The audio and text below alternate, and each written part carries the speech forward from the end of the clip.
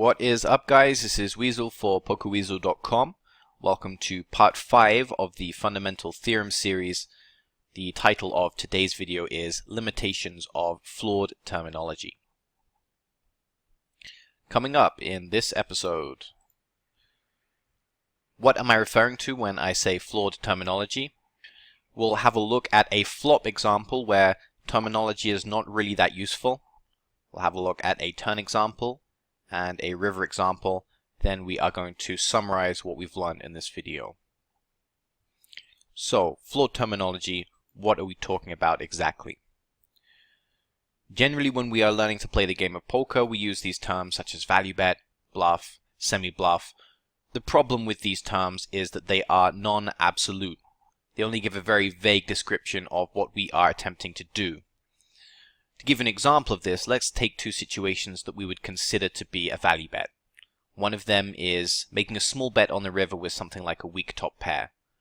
Another scenario is overbet jamming the river all in with the stone cold nuts. Now, in some senses, these two scenarios are completely different. One of them will be a highly profitable bet. One of them will be a marginally profitable bet because we just have a weak top pair. In fact, the only thing which really relates these two situations to one another is the terminology we use to describe them. We just so happen to use the same piece of terminology to describe two situations which are arguably extremely different. Now, most of us already intuitively understand that these two situations are different. It doesn't necessarily take some explaining. And in some senses, the terminology is useful here. We can explain to another poker player the reason why we're betting a certain hand, perhaps on the river.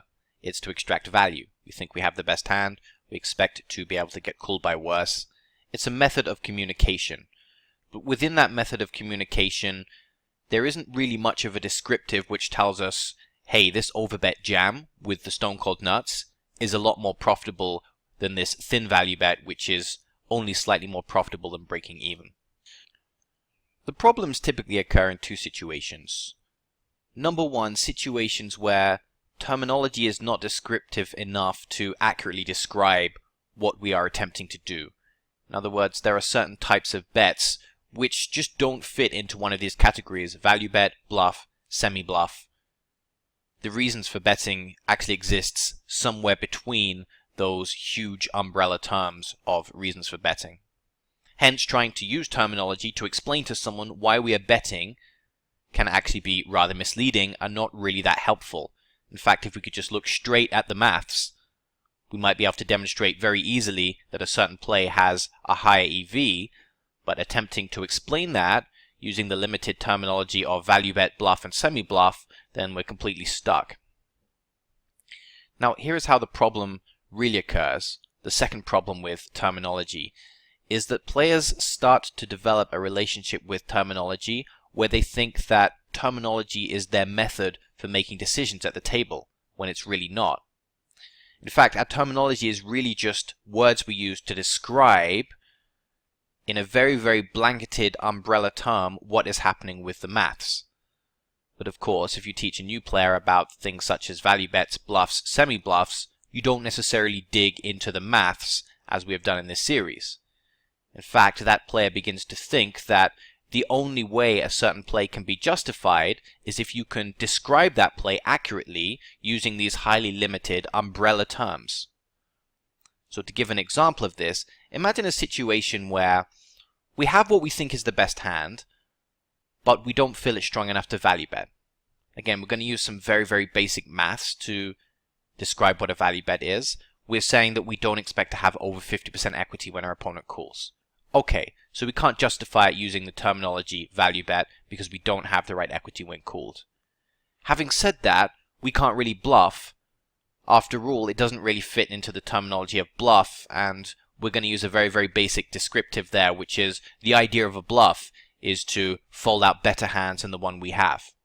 Well, hold on, we're not really folding out any better hands. We already have a pretty good hand that we think is likely to be best, so we definitely can't bluff. Alright, so we can't value bet, we can't bluff. What about semi-bluff? Well, that doesn't really fit either, because a semi-bluff is of course just a type of bluff. We expect to be folding out some better hands, and the truth is we're not really doing that at all since we already have a made hand, so semi-bluff is absolutely not the right piece of terminology to describe our reasons for betting here. So, what does a player do who bases his strategy on his understanding of terminology do? He says, well, I can't value bet, I can't bluff, therefore the best play must be to check. Absolutely not. Probably the best play is to bet, although it does depend on the situation. The problem is, we don't have a wide enough palette of different terminology in order to justify our reasons for betting using linguistics. Our reason for betting doesn't fit nicely into one of these predefined umbrella terms of value bet, bluff, and semi-bluff. Hence we struggle to find the correct or accurate decision in that scenario. This is why it's very important to have a look at the underlying maths rather than rely on our understanding of terminology. You see, if we modeled this exact same situation, perhaps using card runner's EV, we could just demonstrate that the EV of betting is actually higher than the EV of checking. We might not be able to explain very accurately using linguistics why the expectation of betting is higher, but the maths is really the language of poker. Linguistics or English language is not the language of poker. The underlying language of poker is really maths, and we essentially have to explore and analyze that root language if we want to make the best decisions. And in some senses, our metric is very straightforward. We're just interested in generating the highest expectation. So if betting has a higher expectation, then we're going to choose to bet. In some senses, this is very, very simple, even more simple than the attempts we make at using terminology to describe something which can't really be described accurately using linguistics. Now, just to be clear here, you can still use linguistics to describe mathematical processes. For example, the situation we described where we probably have the best hand, we can't really extract value very effectively, we don't want to bluff, but we should still bet. Well, the reason for that is usually because our holding is very, very vulnerable. And the reason why we benefit by betting is, although we primarily fold out worse hands, we benefit from our opponent folding out his equity share. So when we compare the expectation of that to a scenario where we just check and our opponent gets to fully realize all of his equity, then we'll see that actually it makes sense to bet, even if we expect to be an underdog against our opponent's calling range, and even if we don't expect to fold out any better hands. I don't know if there's a great word for that in poker. Maybe the best term for that is protection bet. But once again, you'll see that there are a range of different types of protection bet. All we've done there is added an additional umbrella term to our list, which probably we should do. It does make our umbrella term slightly more accurate. So our reasons for betting now become value bet, bluff, semi-bluff, and protection bet. But still within each of these umbrella terms are a wide range of reasons for actually betting. You see, even protection bets can consist of varying amounts of equity and fold equity. In that regard, they're somewhat similar to semi-bluffs in that the thing that makes a semi-bluff profitable is the two components in their varying degrees, which is we have some pot equity, we have some fold equity. Individually, those components are not enough to determine or generate a profit, although in some cases they are. But when you combine those two elements, the fold equity and pot equity, you now have a profitable bet. More specifically, you have a situation where betting is more profitable than checking. That's important as well. It's very similar with protection bets. Protection bets are hands which have a fold equity component and a pot equity component. So in some senses they are very similar to semi-bluffs. It's just that we don't like to refer to bets with something like top pair with the intention of folding out worse hands as semi-bluffs. We'd be more inclined to maybe refer to them as a thin value bet or a protection bet. The important thing here is that the language is just not important. It doesn't matter what we call our bets. That's not the most important thing. And if, as poker players, we spend too much of our time obsessing over the correct terminology or linguistic process to describe the reasons for a certain bet, then we are essentially wasting our time. Remember, the language of poker is mathematics, not language. So we're going to see a few examples of this, flop, turn, and river example. We're going to keep these examples as simple as possible, although we will break out card runners EV for the river example, simply because you might have a hard time believing what I'm telling you. So it's very good to back this up with mathematics, simply because it's a spot where linguistics really breaks down. It's almost like being in a parallel universe, so it's good to demonstrate that one with maths. The flop and turn example should inherently make sense, but we'll see when we get there. Okay, so with the idea in mind that language is not really that important, let's have a look at some examples and use language to describe what is going on. Okay, so envision the following hand. This is going to be the flop example. It's going to be a blind versus blind situation, and everyone folds to us in the small blind where we have pocket sixes. So we open raise in the small blind with our pocket sixes. We're playing 100 big blind effective, and big blind decides to call. Everything seems standard so far. Flop comes 9, 4, 2, rainbow. So what is the best play here? Take a minute and think. What would you do in your games? Would you fire a continuation bet here? Would you check call? Would you check fold? Would you do something different like check raise, or do something funky like overbet or underbet? Pause for a minute, decide what you do. Now I think the best play here is probably to fire a continuation bet. But what type of bet is this? How can we use linguistics to describe this bet? Well, we maybe run into a few difficulties here. Why are we betting sixes? Why do I think betting sixes is the best play? I mean, we don't extract value very well. Okay, there are some worse hands he'll call with. I don't know whether we'll have over 50% equity against his calling range. Although it might be quite close. After all, if he's decent, he should be floating pretty often here in a blind versus blind scenario. So we could conceivably have over 50% equity against the calling range if he has a bunch of floats. But then again, there's a possibility that we're not a favorite if called. So we can't really refer to this as a value bet.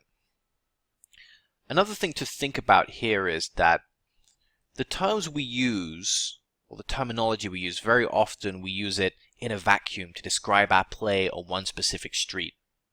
Again, you're going to see that this can cause big problems and headaches. For example, think about this. Let's just imagine for a minute that we can actually extract quote-unquote value on this flop texture.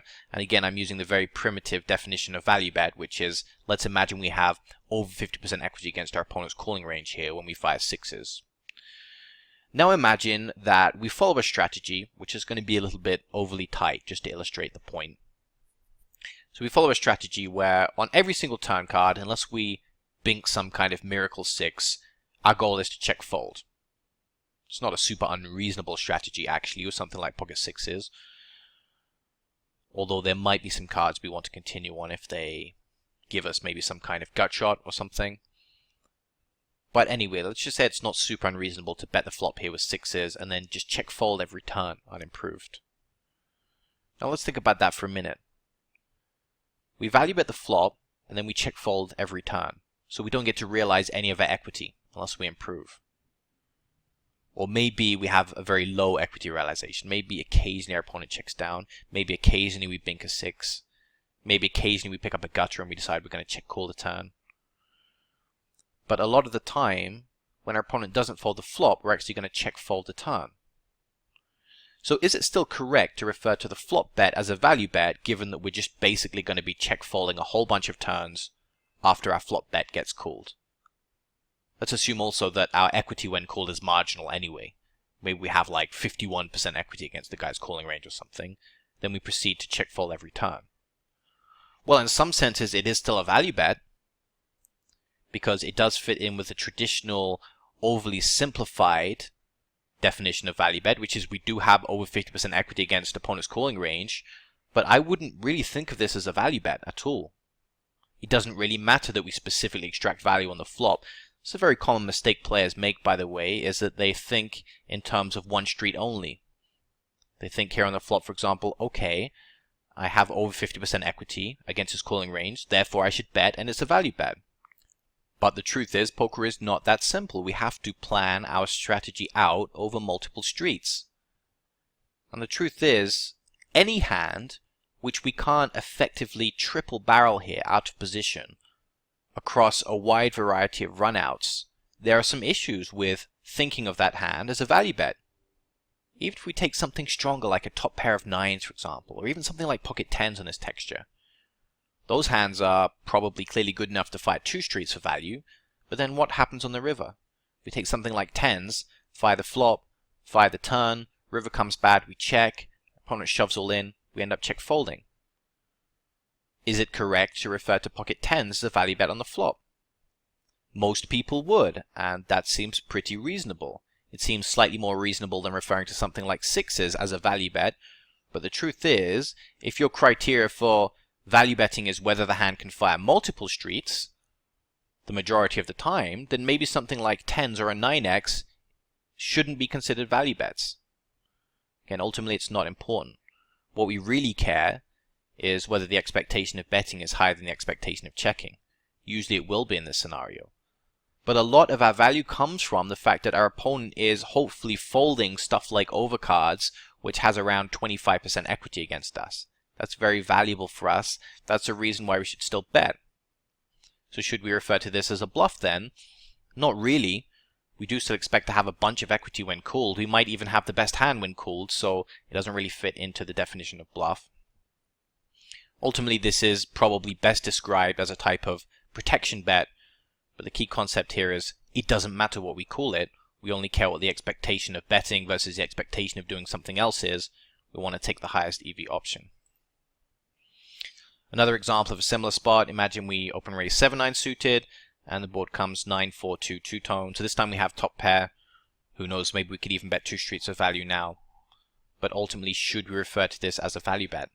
We should definitely bet, but our linguistics can leave us with some issues here regarding exactly how we describe this scenario.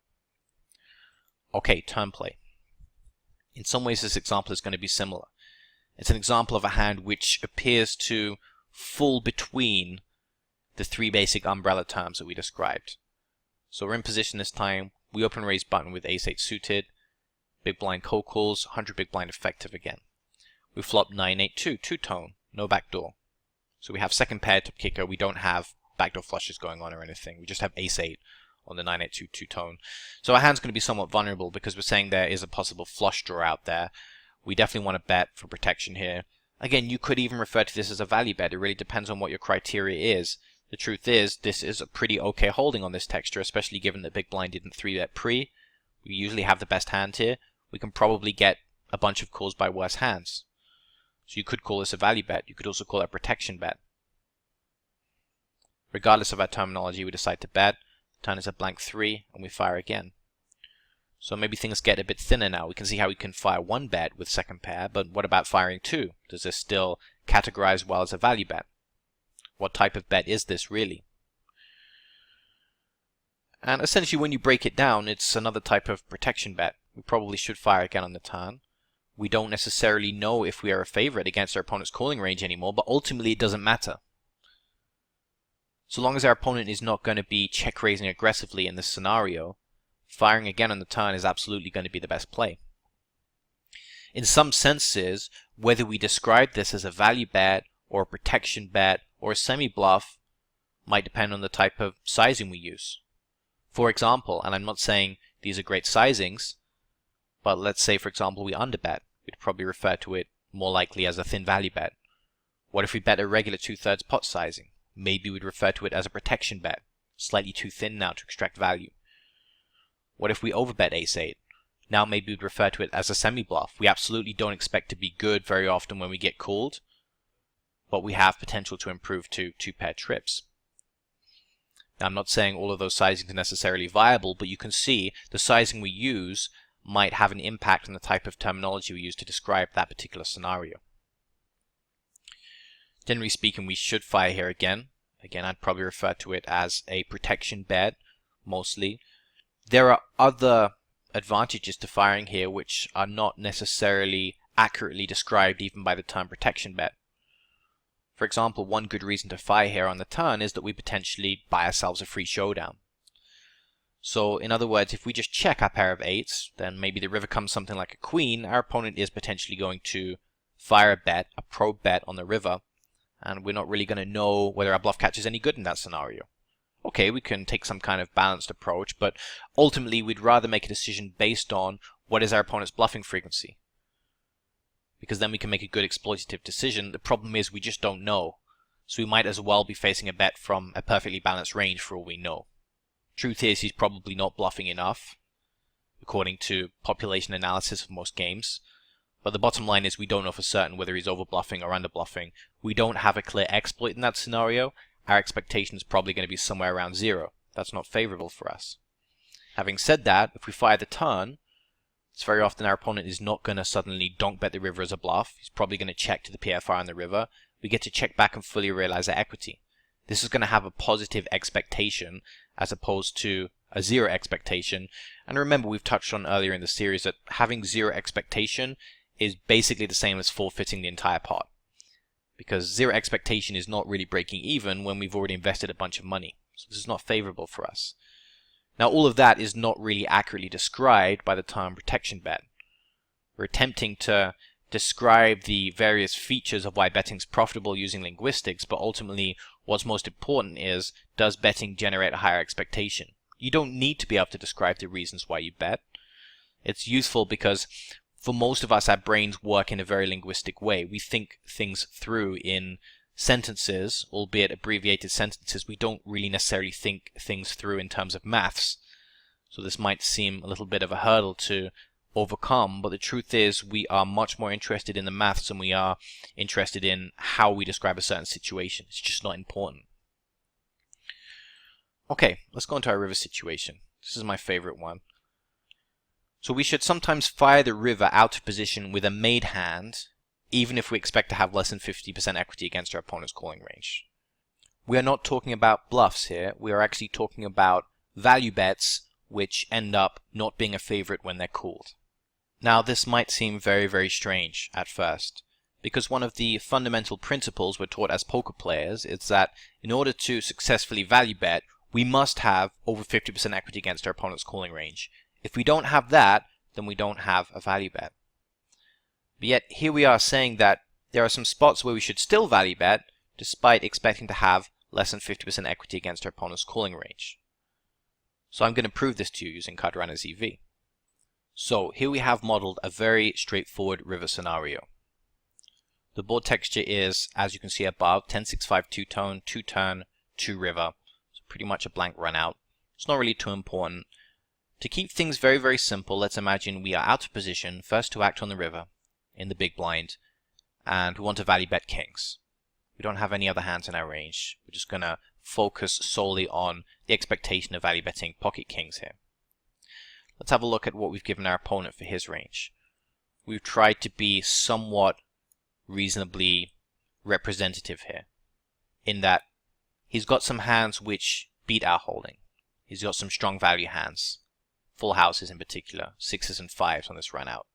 He has some busted hands which he's actually going to fold against our bet. You can see he has some busted combos of 7-8 offsuit. If we bet, he's going to fold these hands. Then he also has top pair type hands.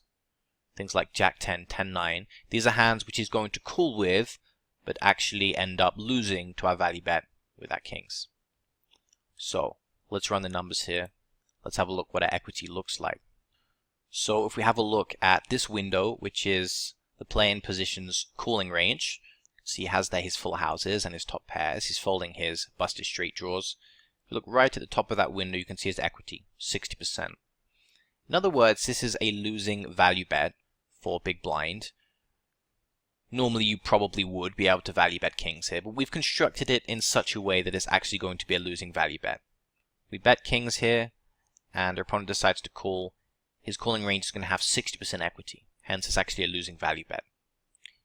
Now let's take a look at our EV here. You can see that the expectation of this losing value bet is 61.11. Now just as we've done in previous videos, we want to just put that into perspective. We stipulated that there were already 100 chips in the pot. So on average, each player is probably going to invest around 50 of those chips. So when we see an EV of 61.11, that implies that Big Blind has generated a profit of about 11 big blinds for the entire hand. Now we shouldn't be surprised by this. Just because the value bet's losing doesn't mean the overall hand is losing. This is still a profitable overall hand for big blind. What we're interested in is, seeing as he can't profitably value bet here, can he increase his expectation by checking? After all, that's what linguistics would tell us, right? We can't value bet here. We obviously don't want to bluff with pocket kings. Therefore, we should probably check. But does the maths support that linguistic assumption? Let's have a look. Let's load up a situation where we decide to check. What we're going to do first of all is we're going to assume that the player in position plays optimally after we check, and that we defend optimally, assuming that our opponent decides to bet, or occasionally he might check down or something. So let's have a look at that scenario. Let's have a look at the model first of all. So we can see it here. We're in the big blind. We decide to check this time because we know we can't value bet against his range, so we check. He has the option to either bet 50 or check back. He could potentially use different bet sizes, etc. We're just going to assume that there's only 50 left in our stack, so this is basically going to be all in for him. Then we have the option to call or fold. And remember, we're interested in seeing if we can generate an expectation higher than 61.1 overall. If we can do that, it means that linguistics was right and we should actually check here. Now, one of the cool things we can do is we can use the equilibrium solver. I'm going to solve to 0.2. So we'll just give that a few seconds to run. So that's done. Going to have a look what the numbers look like. See how often each player needs to bet, etc. Going to have a look at our expectation. In fact, that's the most important thing, our expectation. We need it to be higher than 61.1. Actually, we can see that it's lower. It's dropped to 55.55. So currently, as it stands, if we check and our opponent plays optimally, we're actually lowering our EV compared to firing a bet in this case. Now, of course, this primarily applies to out of position. The idea is that although the value bet itself is slightly losing, when we check, we give our opponent additional strategic options, and he can make our life difficult. He can turn some of our hands into bluff catches. He can effectively lower our overall expectation. So it's not favorable for us if our opponent has that extra strategic option. Okay, by betting ourselves, yes, it is a slightly losing value bet, but we remove any of our opponent's ability to formulate some kind of clever counter strategy where our expectation gets lowered. Now, of course, this is assuming that our opponent is going to play optimally after we check. In a situation where he didn't play optimally, for example, if we imagine he just checked down because he doesn't realize he should be betting some hands, then checking will be the superior option. This is very, very similar to a scenario where we are in position.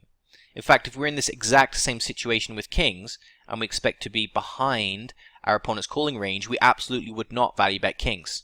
It wouldn't be the best play.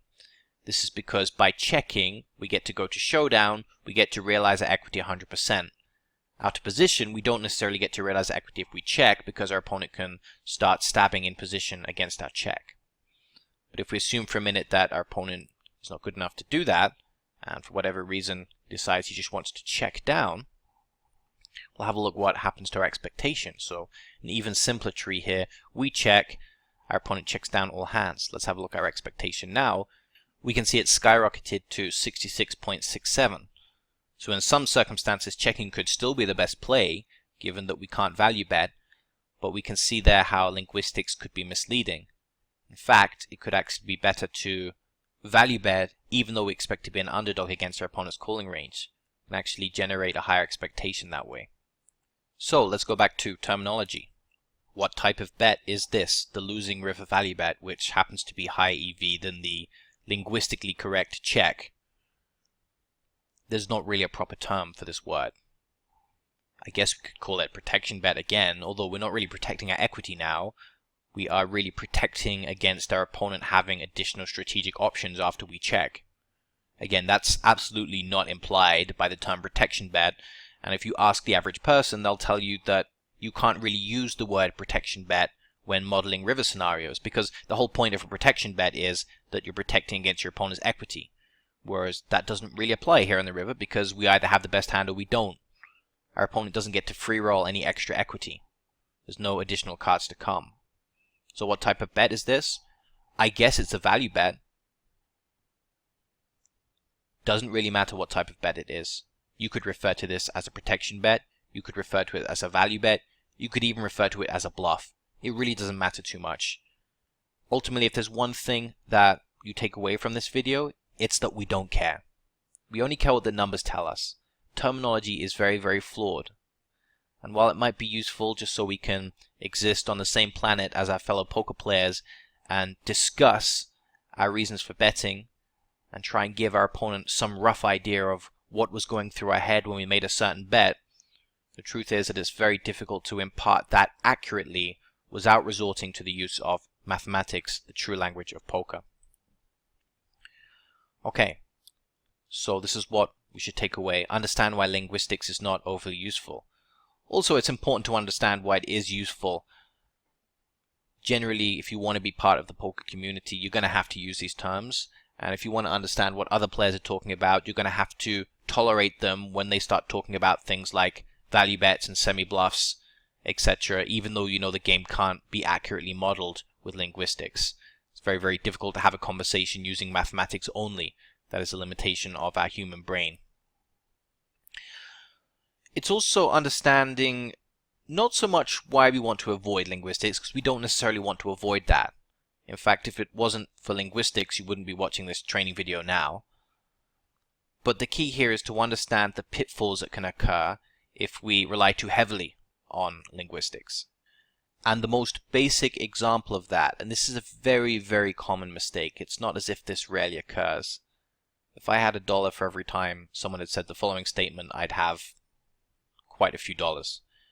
I can't get called by any worse hands, so I should check. So this idea of I can't value bet, I can't bluff, therefore checking must be correct. That type of approach to situations is a very good way to burn additional money really, really fast. Poker is just not that simple, unfortunately. Okay, so thanks very much for watching this video on flawed terminology. In the next part of the series, we're going to be talking about protection bets.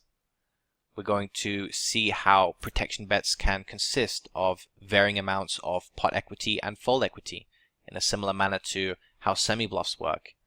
We're also going to demonstrate using maths why protection betting is a profitable component in a winning player strategy. So we're not going to talk too much linguistics, we're just going to see directly why protection betting makes more money according to Carduran's EV. So thanks very much for watching, hopefully you enjoyed this video. Hope to catch you in the next part of the series. This has been Weasel for PokerWeasel.com.